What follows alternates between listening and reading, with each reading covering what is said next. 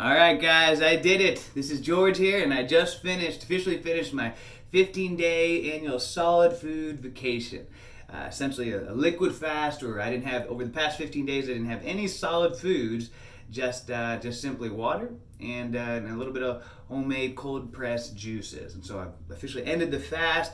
And so in this video here, I want to give you a quick rundown, quick overview of the results that I experienced.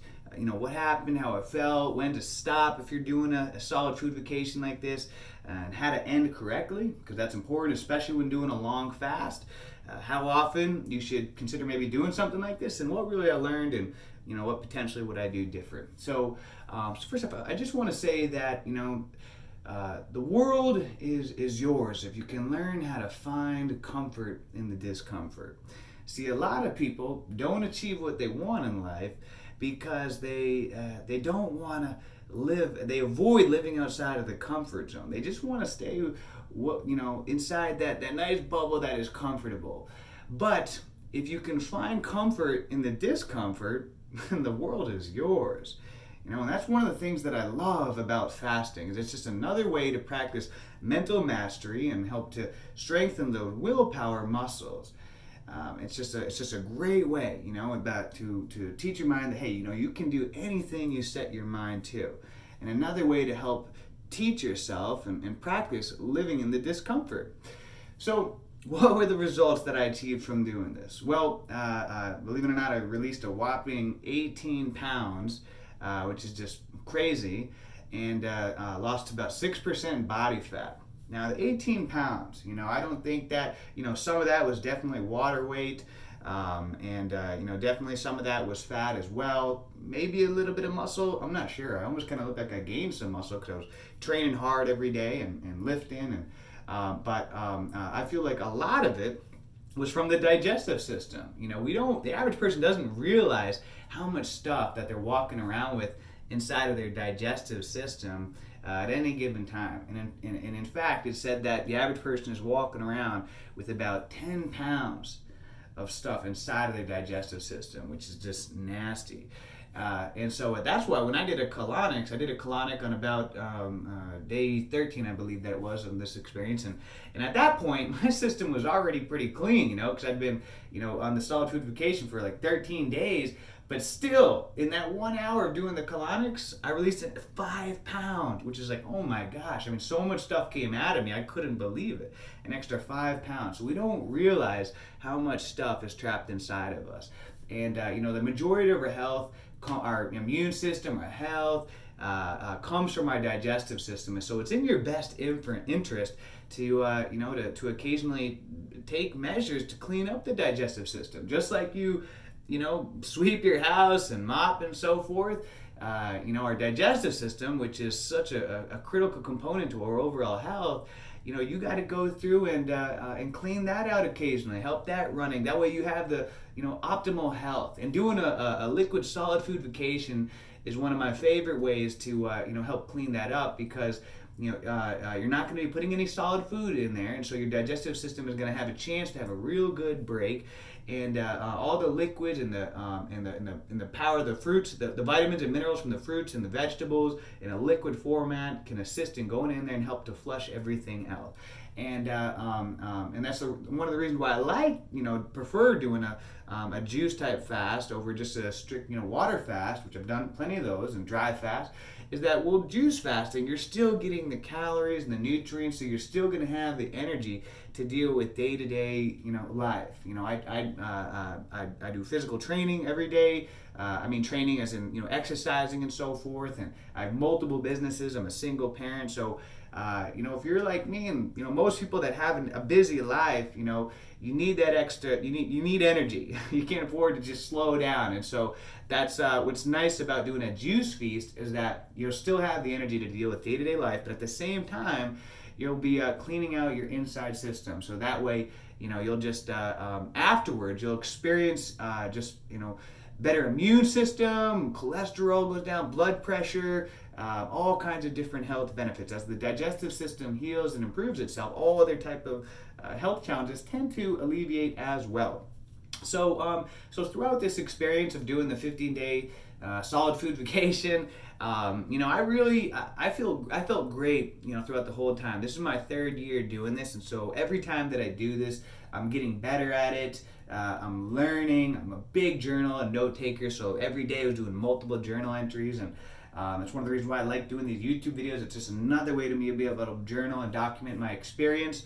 But one thing you got to know when going into something like this is that the beginning is actually the hardest part. Believe it or not, the first day is the most challenging, and then the second day is probably the second most challenging, and the first couple of days are really the most challenging. That's where you're going to have the most hunger cravings. That's where you're going to have the most, hangry moments, the most hunger pains. But the further you get into it, the easier that it's going to get. It gets easier and easier, and before you know it, by the time that I was in the last week, it was like I didn't have even one hunger craving, not even one hangry moment. I had zero hunger pains, and in fact, there was a couple of days where I didn't have any juice at all, just water, because I didn't have any hunger cravings at all, any hunger pains. I had lots of energy. My brain was on fire, and so that's one of the amazing things about fasting. Is that you can experience that, like, wow, how can I have gone so long without just a solid meal and still not even feel hungry and have any hunger cravings? And another one of the amazing things is just how great your mind works. It's like you're giving your mind an upgrade. It just seems to function so much better when you're fasting. And if you look online and watch other people's YouTube videos, it's a common testimonial you'll hear, is that it's like all the brain fog is just gone and your brain just works in a way that it hasn't in a long time. So I was still training, I was still exercising every single day. I was, either running or lifting weights or doing calisthenics or doing jujitsu. But every single day I was training, even throughout it. I'm experienced at fasting, so if it's the very first time that you're ever doing a solid food vacation or any kind of fast, then I would recommend not to exercise, just so that you can kind of get a feel for the experience. But as you get more experience with fasting, then sure, you can definitely incorporate some exercise into it. In fact, you'll find that like I found that it felt like I was getting stronger and stronger as the days went on. That's why I'm questioning if I actually really did gain muscle throughout the experience. When I look at my pictures, even though I lost 18 pounds, I can't help but feel like I actually did gain muscle, which I know sounds crazy, but I was training hard and I could feel myself getting stronger. I had more power. When I was doing jujitsu, I could just feel it was like I had more strength than I normally do. And I was joking with everybody I was rolling with. I was like, you can't let a guy beat you who hasn't eaten in like 2 weeks. So when to stop? If you're doing a juice fast, a liquid feast, a juice feast, a solid food vacation, like what I did, then good. You should have an understanding of when you're going to stop. And in the when you're new and everything like that, everybody is different. But really, essentially, they say that you should stop once the bowel movements stop. So I was still, that's how you cleaned up about as much as you're going to on this fast. And again, every situation is kind of different, so there's not like a black and white answer to this. But some people, they get blockages more quickly, and so if all of a sudden, you should be making bowel movements. Especially up, through the first week or two. I was making bowel movements every single day, one or two, up until about day 13. That's when I got my colonics, and then after that just like wiped everything out of me, and I didn't make any bowel movements for the next 2 days. And so that's how I knew, all right, I'm done. I can stop, my juice fasting now. But typically, when people are new to fasting and solid food vacations, then they may get blockages much shorter, and all of a sudden, even just within the first couple of days, they may stop making bowel movements. That can be normal. And so, hey, if you stop making bowel movements, then just stop. If the furthest you were able to go is 3 days doing a solid food vacation, and on the third day you didn't make any bowel movements, then it's okay to stop, and and again, you can try again in the future, and then nothing wrong with that. And also, but if you want to keep going, which is fine, and you've clogged up, and you're not making bowel movements anymore, then you can do enemas or get a colonic like I did to just help give it an extra push in cleaning things out. So that's what just kind of a general like I said, there's not really a black and white answer to it, but a general rule of thumb when to stop on your liquid fast, your solid food vacation is when you stop making bowel movements, because that's how it's really cleaned out. So how to end? This is really important, how to end a long fast correctly, because I think this is a big reason why some people who do extended fasts, water fast, or different fasts end up doing more harm than good, because they don't end it properly and they're too much in a rush to get back to normal eating. And so this is arguably the most important part of the fast, is how you end the fast. The worst thing you want to do after doing a long fast, it's one thing if you're just doing 1 to 3 day fast or something like that, yeah, then that's, you're fine. But if you're doing anything over 5 days or so, then you want to be more cautious in how you end the fast. And the last thing you want to do is, after fasting for 2 weeks, you haven't eaten any solid food, to all of a sudden go and wolf down a Thanksgiving dinner or something like that. Because your digestive system is really sensitive at that point.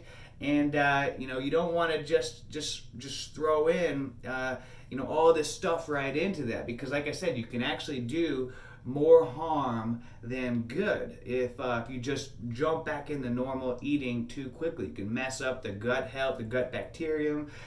You can actually damage the digestive system. It's kind of like for example, it's best to get warmed up and stretch before you. Like for example, jiu-jitsu. I do jiu-jitsu, and it's always best to stretch and get warmed up before you just start rolling, rather than you're just totally stiff and then you go out into rolling, because then you can hurt yourself and pull yourself. And so it's good to, again, ease your digestive system back up and warm it up to digesting and eating solid food again, so that way you don't do more harm than good. So when you are ready to break the fast, how do you end the fast? Well, there's different strategies out there, but the one that I've followed and I've had good results is you want to take the number of days that you have fasted for and divide it by 4. And I got this method from John Rose. I think he has a lot of good information on fasting, but you take the total number of days that you're fasting by and you divide it by 4. So for example, if you fasted for 16 days, then you would divide that by 4, and so that's 4 days. So about 4 days to transition back into full-on normal eating. So and you may even be able to do a little bit quicker, just depending on where you're at and how long you've been fasting for and how clean your system is.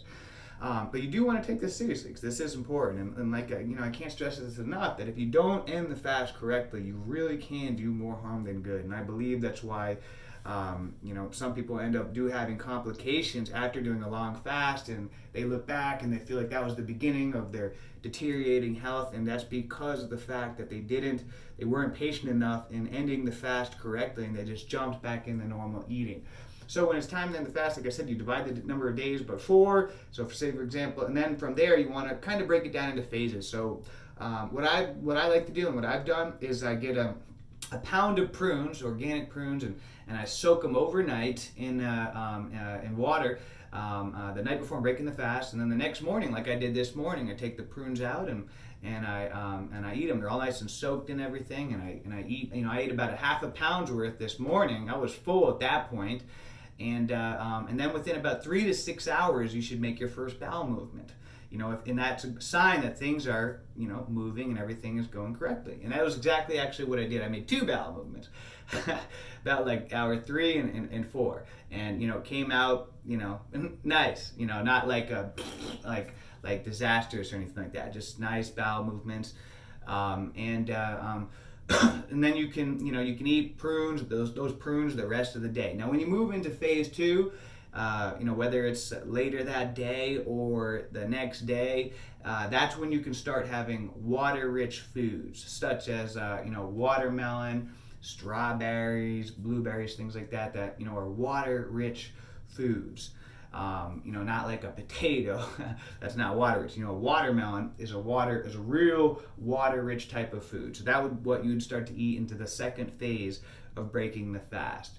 And then in the third phase, that's where you can start to introduce salads and leafy greens and some avocados and things like that. And as you move into the fourth phase, that's when you can go back to normal eating. So really, like I said, you divide the number of days by 4, and then you kind of spread out the phases over those days. There are different strategies to breaking the fast, but I've found that this has worked really well for me in following this way. So how often should you do something like this, a solid food vacation, a long one like this? Well, an extended solid food vacation, liquid fast like this, that's a long one, like a week or more. Really even just doing it once a year, I think is great. I think that, you don't need to do it more than that. But again, every situation is different. So if you're trying to combat a disease or an illness or something like that, then your situation may be different. But for the average person that's just wants to be in maintenance and wants to maintain optimal health, then, doing it as a once a year treat. I like to do it, throughout the summer solstice. And so I do this in the summer every year, but once a year is a great way to do it. I know Tony Robbins, for example, he does a liquid fast once every year for 9 years, and he's always attested that this is one of his secrets to having great energy and optimal health throughout the years. There's a lot of different athletes that I can't think of their names. There's a couple of really some of the best runners in the world who ran 1,000-mile races and things like that, and they've attested as one of their secrets to doing 9 or 10 day fast once a year. And so there's a lot of great benefits into doing something like this once a year, because it just, again, cleaning out the digestive system, giving it a good scrub, just like you get your car detailed occasionally, or, your house, you do an extra spring cleaning. Same thing with the digestive system. Occasionally once a year is a great way, kind of like a natural vaccine shot, to cleaning out your digestive. It's going to be the best way to prevent health issues, give you good energy, feeling great. And it's a lot of fun. I think about, how many days, weeks, and months goes by where nothing really memorable happened, and it's kind of you barely even remember the month because you were just living day-to-day life. But the nice thing about doing something like this is that, it just makes the time memorable, where it's every single time I've done a solid food vacation like this, a long one, I remember it. It sticks out. I remember vivid, all kinds of, how I was feeling and things that happened and experiences and events throughout it, just because it's not typical. It's it's so out of the ordinary. You're going for this long without eating any meals or anything, that, it just makes life more interesting. And so I think it's a good way also just to, break up the mundane routine of life. And that's why I love doing challenges in general. Every month I try to set new challenges, because it's just a fun, good way to be able to make life more memorable, rather than just living the same month after month. Do something different where it's going to stand out. I'll never forget this experience, and and just every day had its own unique adventures throughout this 15-day process. So I think doing it once a year is a great is a great treat that you can give yourself, and I see it as a treat. And what I learned and what I would do differently from this, well, I'm always learning. I went through my notes and everything a lot to see from previous years. But one thing that I would, because I didn't have that much juice this year. I had, it was actually mostly water. This year, even though I went the longest, the first year I did 7 days, the second year I did 14 days. This year I wanted to break the record, so I went for 15 days. But this year I had very little juice. Like I said, there was a couple of days where I just had strictly water. But in most days I was having anywhere from 1 glass of juice up to 4 glasses of juice at the most. And so I was thinking what I would do differently next time.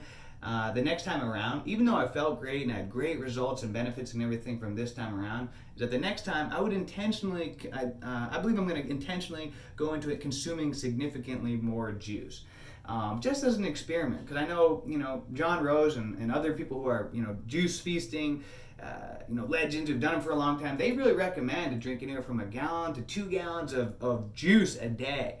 And so, I've never really had that much. Mine's always been a lot less than that I've had. So I want to see what happens when I have that much juice. If it, maybe it'll be a different experience or whatever. So, that's why mine has been more almost, kind of like a modified water fast, just because I'm having so little juices. But I'd say next time I would try to have even more juices, just for experimentation, to see if I felt like something magical happened or whatever. And then last year, when I broke the fast, I know that I rushed back into eating too quickly, and I didn't take it seriously enough, and so I was having loose stool, for a while, for a couple of days, and so this time everything's been solid from the beginning, and I'm gonna take it slower and easing back into normal eating, respecting the process of breaking the fast more seriously. That way, everything can just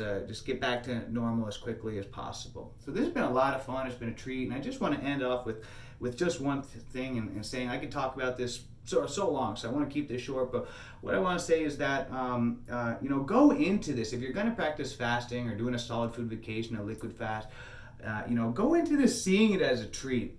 See it as a gift. A lot of people look at something like this like, you're crazy. Why would you do that to yourself? I could never do that. And they have such a negative attitude towards it. Where, if you go into it seeing it as a gift, instead of seeing it as a sacrifice, see it as a privilege to be able to become the best version of yourself. See it as a privilege to be able to clean up your body completely. See it as a privilege to be able to improve your health to an optimal level, instead of seeing it as a sacrifice and something awful, and that you're going to be, mindset is everything. The placebo effect is so powerful. Our brains literally have the ability to work as a chemical factory in creating our own chemicals based on our belief structure. And so if you're going to do something like this, go into it with a good mindset.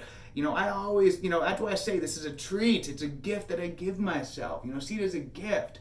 Get excited about it. It's going to be fun. It's going to be a learning experience. You're going to feel great. You're going to be, your future body is going to thank you for it.